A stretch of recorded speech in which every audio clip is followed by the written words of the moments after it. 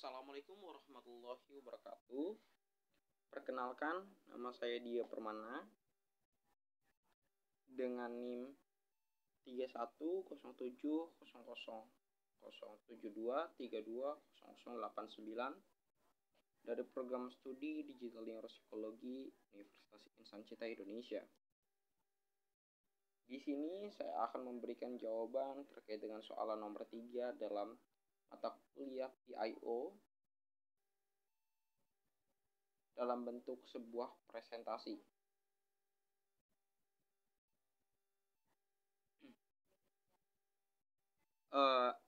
Instruksi terkait dengan tugas tersebut adalah sebagai berikut.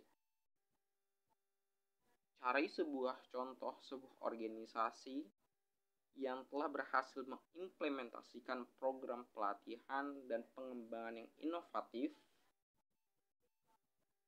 Kemudian buatlah analisis terkait bagaimana inovasi dalam pelatihan itu dapat mempengaruhi kinerja dan daya saing perusahaan tersebut.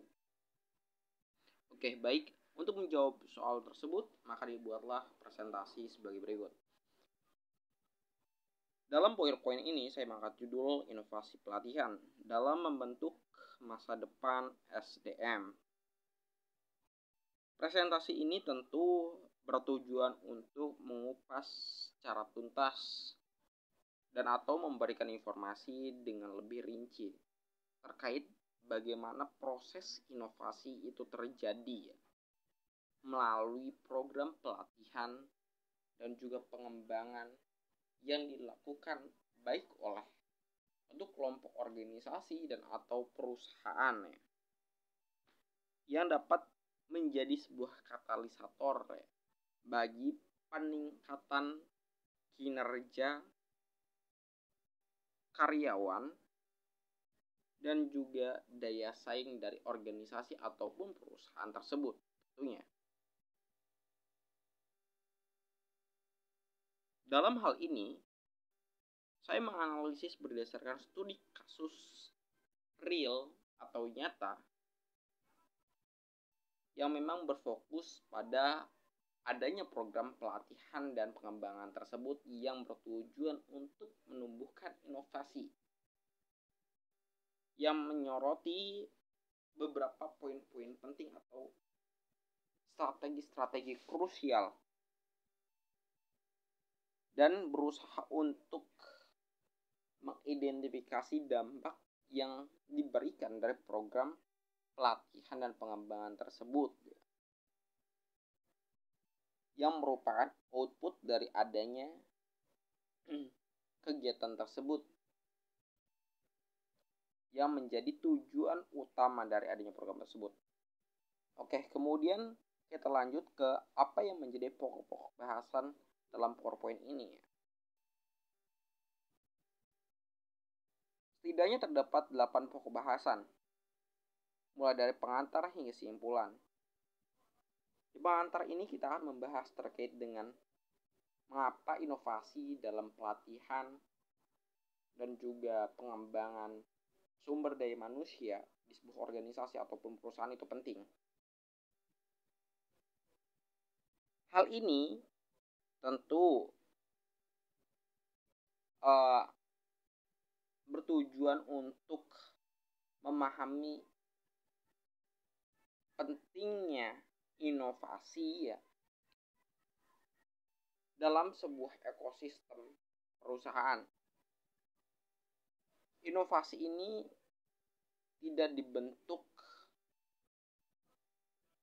dengan mudah begitu saja, tetapi harus melalui proses. Proses bisa dilalui melalui pelatihan dan juga pengembangan sumber daya manusia di perusahaan tersebut tentunya. Kemudian poin bahasan selanjutnya adalah studi kasus. Kami mengambil studi kasus perusahaan X yang memang disamarkan dan transformasi pelatihan yang terjadi di perusahaan tersebut. Kami akan berusaha untuk menganalisa implementasi nyata dari adanya program pelatihan tersebut. Apakah telah menimbulkan sikap inovatif di perusahaan tersebut ataukah tidak. Kemudian, poin bahasan selanjutnya adalah terkait dengan pilar inovasi pelatihan. Tujuannya adalah untuk menjelajahi poin-poin penting atau elemen-elemen krusial yang membentuk program pelatihan dan pengembangan SDM tersebut yang nantinya mengarah kepada munculnya inovasi. Poin bahasan selanjutnya adalah dampak pada kinerja dan organisasi. Tentu, kami akan berusaha untuk melihat apakah ada kontribusi nyata atau real dari program tersebut terhadap munculnya inovasi, peningkatan profitabilitas dan juga efisiensi kinerja tentu. Poin bahasan selanjutnya adalah peningkatan daya saing perusahaan. Bagaimana inovasi yang ada dari program yang telah dilakukan ini menjadi salah satu poin penting terkait bagaimana inovasi tersebut dapat membedakan atau dapat menjadi pembeda produk-produk yang mungkin dijual oleh perusahaan pesaing yang memang relatif memiliki kecenderungan sama. Tetapi dengan adanya inovasi tentu memberikan suatu pembeda tersendiri. Kemudian, poin bahasan selanjutnya adalah tantangan dan solusi dalam implementasi. Tentu dalam sebuah proses pelatihan ataupun proses pengembangan SDM guna membentuk inovasi tadi tidak akan berjalan begitu mulus. Pasti akan ada hambatan dan juga tantangan yang dilalui. Entah itu dari segi internal ataupun eksternal. Oleh karena itu, dengan mengidentifikasi hambatan ini diharapkan akan dapat dibuat juga sebuah langkah antisipatif guna mencegah dampak terburuk dari adanya hambatan atau tantangan tersebut. Kemudian poin bahasan selanjutnya adalah tren masa depan dalam pelatihan SDM. Hal ini tentu bertujuan untuk melihat bagaimana proses evolusi dari inovasi itu terjadi melalui program pelatihan dan pengembangan. Tantangan zaman ini selalu ada. Peningkatan teknologi yang semakin masif menjadi tantangan tersendiri saat ini. Sehingga dengan adanya pelatihan dan pengembangan SDM ini diharapkan inovasi yang ada ini dapat berkembang mengikuti zamannya. Terakhir adalah kesimpulan dan rekomendasi. Oke, kemudian masuk ke pokok bahasan pertama. Ini terkait dengan pentingnya inovasi dalam proses pelatihan dan juga pengembangan sumber daya manusia di ekosistem perusahaan. Entah itu meliputi organisasi ataupun skala perusahaan itu sendiri. Dalam lanskap bisnis, segala sesuatu ini cenderung bersifat dinamis, artinya fluktuatif dan cukup rumit untuk diprediksi, sehingga segala kemungkinan itu harus diantisipasi melalui berbagai inovasi yang dapat dibentuk melalui proses pelatihan dan juga pengembangan SDM tersebut. Dalam kondisi yang demikian, tentu harus ada proses adaptasi. Adaptasi tersebut bisa dalam bentuk fisik ataupun non-fisik. Dalam bentuk fisik muncul melalui inovasi. Begitu pula dalam bentuk non-fisik bisa juga melalui inovasi. Dan itu semua tergantung pada kualitas SDM-nya. Oleh karena itu perlu adanya program pelatihan dan pengembangan ini. Ada berbagai bentuk program pelatihan yang umum, ada yang berbentuk tradisional dan ada yang berbentuk konvensional modern. Program pelatihan dalam bentuk tradisional dalam konteks saat ini dianggap sudah tidak lagi relevan karena memang nilai-nilai yang terkandung di dalamnya itu tidak sesuai dengan yang terjadi saat ini. Oleh karena itu, program pelatihan konvensional modern itu menjadi salah satu hal yang menjadi pilihan utama saat ini. Program pelatihan konvensional ataupun tradisional sama-sama memiliki inovasi.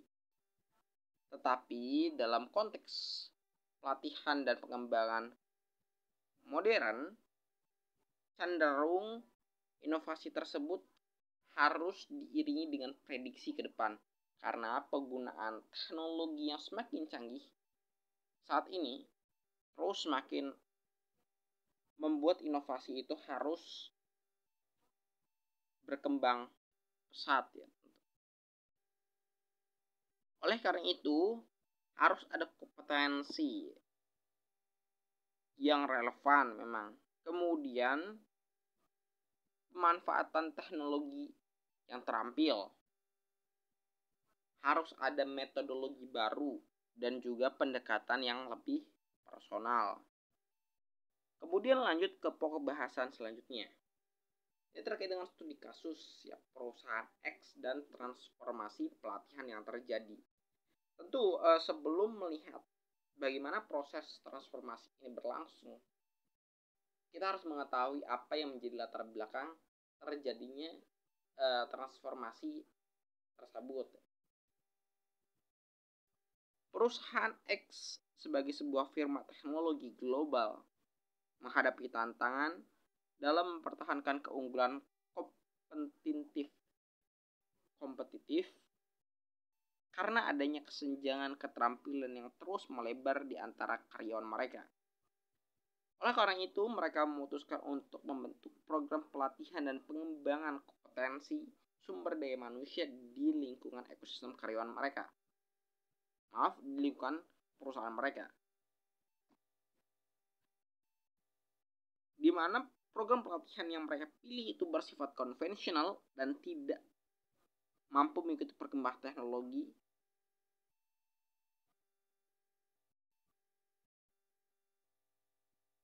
yang pesat sebelum terjadinya transformasi tersebut.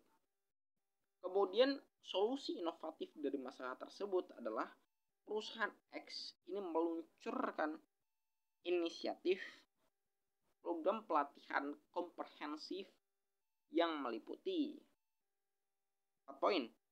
Pertama, platform pembelajaran adaptif bertenaga AI. Ya memang hal ini selaras dengan perkembangan AI saat ini.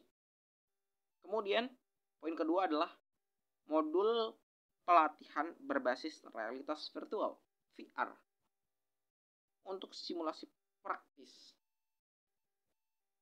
Sekali lagi terjadi perubahan dari teknologi tradisional ke teknologi modern berbasiskan AI.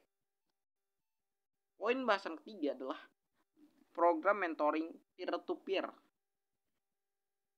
dan lintas departemen. Artinya semua lini saling terhubung, bukan hanya bersifat satu lajur. Terakhir adalah kurikulum yang diperbaharui setiap kuartal berdasarkan umpan balik industri. Artinya ada evaluasi yang ditimbulkan dari feedback yang diberikan. Entah itu feedback dari investor ataupun feedback yang dipengaruhi oleh tantangan sikon industri yang terjadi. Dan itu dilakukan dalam kurun waktu berkala. Kemudian pada slide selanjutnya adalah pilar inovasi pelatihan. Setidaknya ada 4 poin. Mulai dari personalisasi dan adaptasi hingga budaya belajar berkelanjutan. Personalisasi dan adaptasi. Artinya harus ada penyesuaian konten dari metode pelatihan dengan gaya belajar yang menyesuaikan dengan kebutuhan individu. Tujuannya adalah untuk meningkatkan relevansi dan resistensi pengetahuan sehingga kompetensi karyawan itu bisa meningkat ya. Yang berujung pada peningkatan produktivitas dan efisiensi kinerja mereka sehingga mereka juga dapat berpikir inovatif. Kemudian pembelajaran berbasis proyek. Artinya kita harus menetapkan pendekatan praktis di mana peserta belajar itu mulai menyelesaikan masalah yang real. Artinya apa yang menjadi pokok pengajaran itu harus berbasiskan pada realita, bukan pada sesuatu yang memang sifatnya fiksi atau non-realistis. Ketiga adalah pemanfaatan teknologi canggih. Dengan melihat perkembangan teknologi utamanya AI saat ini tentu harus dimanfaatkan sebaik mungkin ya. Artinya harus ada integrasi AI, VR,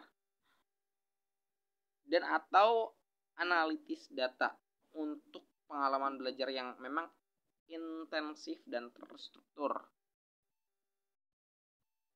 Terakhir, budaya belajar berkelanjutan yang bertujuan untuk mendorong karyawan agar terus mengembangkan diri melalui akses berkelanjutan ke sumber daya besar dan umpan balik reguler.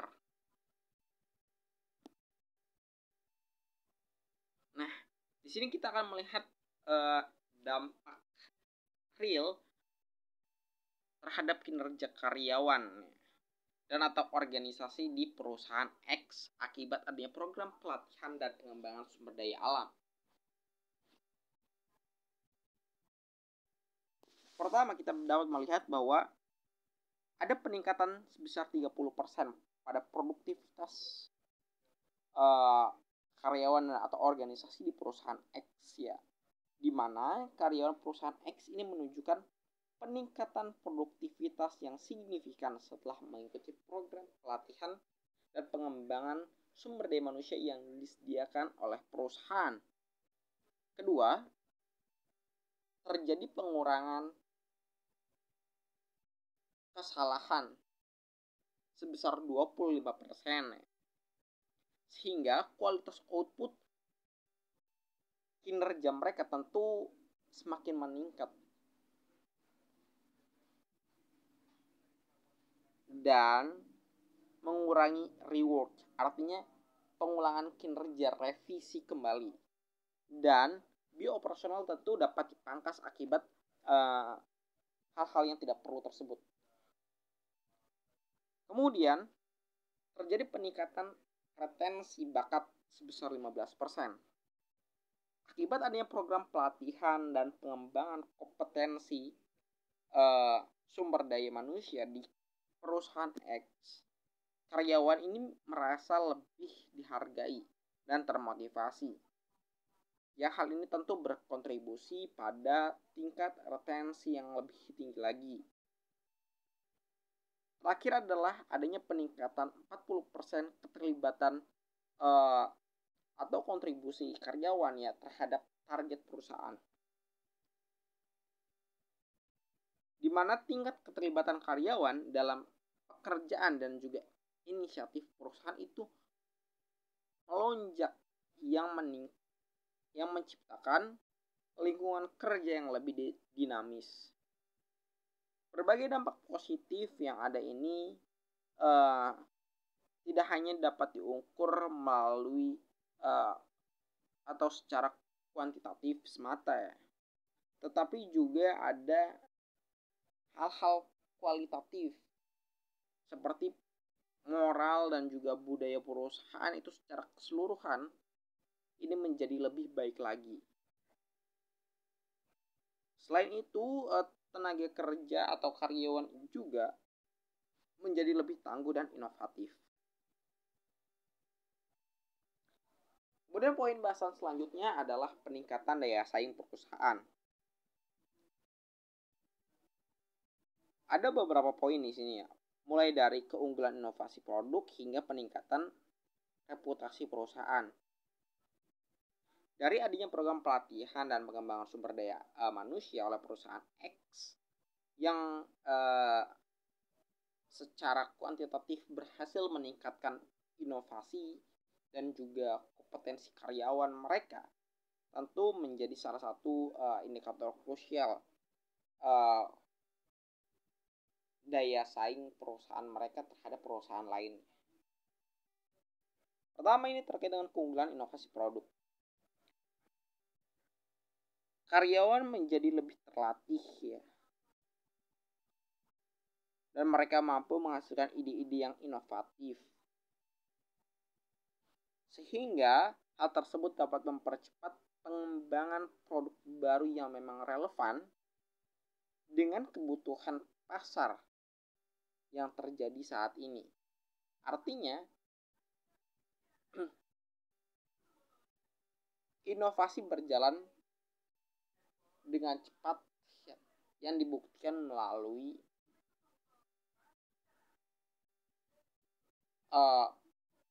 dibuatnya berbagai produk-produk baru tersebut. Kemudian ada efisiensi operasional. Keterampilan yang ditingkatkan mengarah pada proses kerja yang efisien, mengurangi biaya dan waktu yang terbuang tentunya ya. Karena ada pengurangan kesalahan tersebut, sehingga berbagai revisi yang tidak perlu itu tidak dilakukan, sehingga dapat memangkas waktu lebih cepat dan juga memangkas biaya tentunya. Kemudian diferensiasi pasar. Organisasi dengan sumber daya manusia yang unggul di sebuah perusahaan tentunya dapat menawarkan layanan ataupun produk yang lebih baik, yang lebih unggul, yang lebih sesuai dengan apa yang menjadi kebutuhan pasar saat ini. Yang tentu membedakan diri atau menjadi pembeda antara produk yang dijual oleh perusahaan satu dengan perusahaan lainnya akibat adanya inovasi tersebut. Kemudian peningkatan reputasi perusahaan. Dengan semakin tingginya penjualan, dengan semakin banyaknya investasi yang masuk ke perusahaan, tentu reputasi perusahaan ini akan semakin meningkat. Perusahaan yang berinvestasi pada pengembangan karyawan ini menarik talenta terbaik dan membangun citra positif perusahaan di mata publik.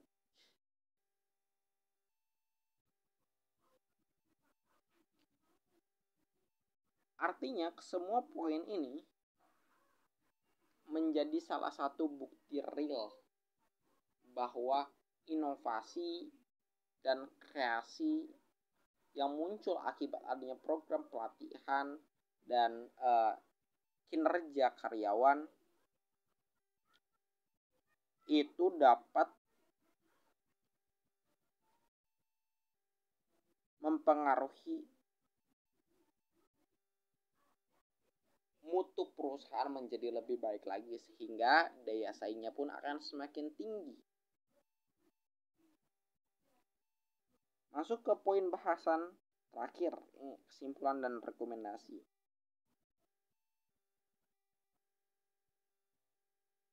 Inovasi dan kreativitas perusahaan ya, atau sumber daya manusia yang ada di sebuah perusahaan ini bukan sesuatu hal yang dianggap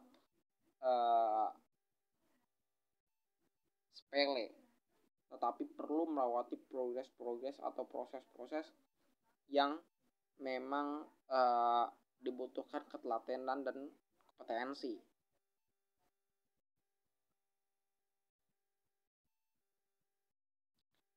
Ini menjadi suatu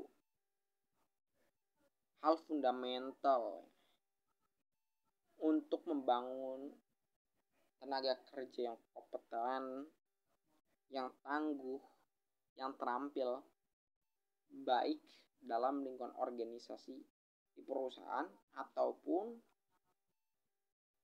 dalam skala perusahaan itu sendiri yang memiliki daya saing tinggi di masa yang akan datang. Ada beberapa poin kesimpulan yang disorot. Pertama, ini prioritaskan investasi.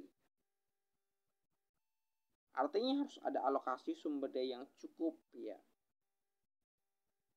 untuk teknologi dan metodologi pelatihan yang mutakhir yang menyesuaikan dengan perkembangan zaman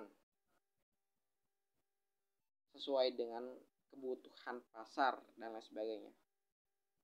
Kemudian pengukuran dampak. Terapkan matriks yang jelas ya untuk mengevaluasi ROI dari program pelatihan dan pengembangan yang telah dilakukan. Apakah telah memberikan dampak real yang terlihat secara langsung yang berkontribusi terhadap pencapaian target perusahaan dengan cepat atau tidak.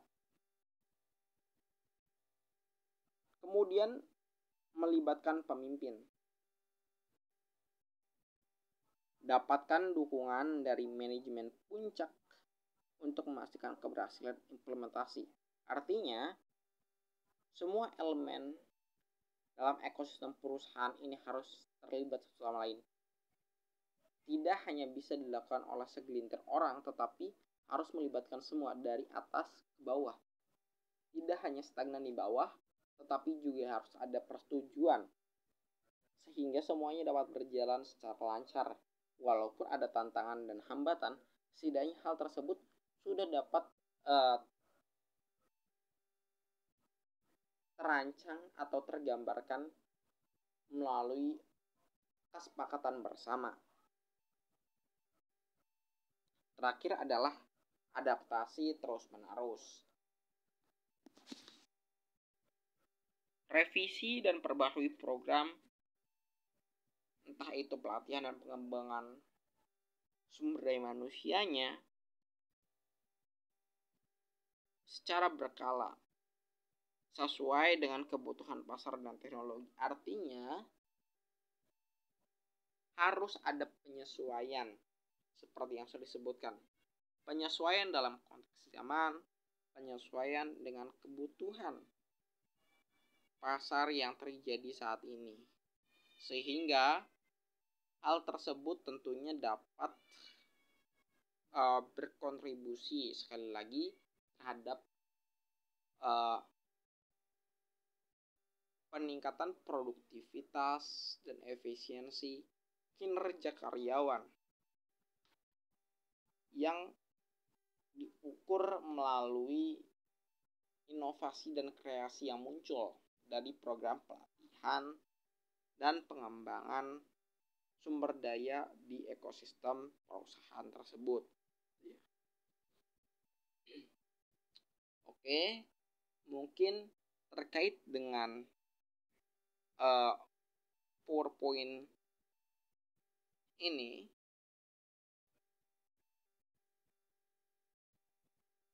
dianggap sudah clear. Oleh karena itu,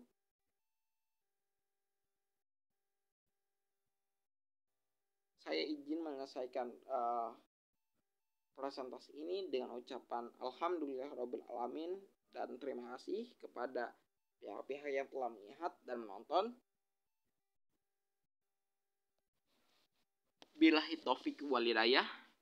Wassalamualaikum warahmatullahi wabarakatuh. Terima kasih.